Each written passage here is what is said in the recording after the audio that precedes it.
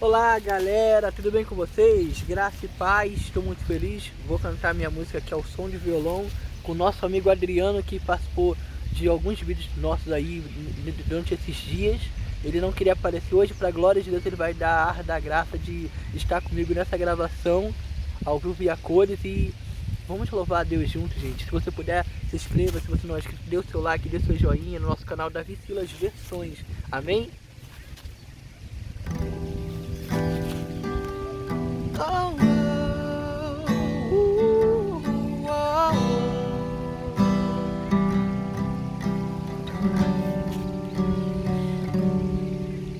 Cansado de sofrer, cansado de chorar, à beira do caminho, sem ninguém pra me ajudar. Mas ouvi falar de alguém que poderia mudar a minha história, sarar minhas feridas. Esse alguém que tanto me amou, levou sobre si minha dor. Não dá para comparar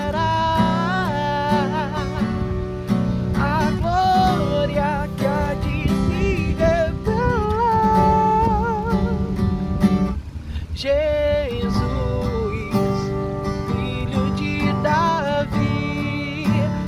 Compaixão de mim, eu preciso ver o meu milagre hoje aqui.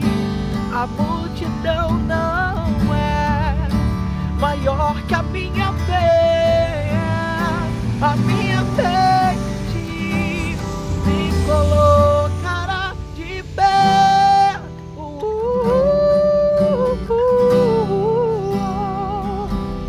Jesus, filho de Davi, tenha compaixão de mim. Oh, eu preciso ver, Senhor, o meu milagre hoje aqui. A multidão não é maior que a minha fé.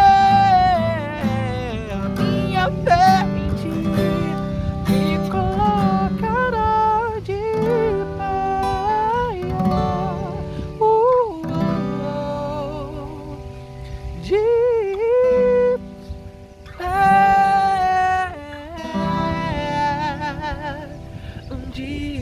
pé.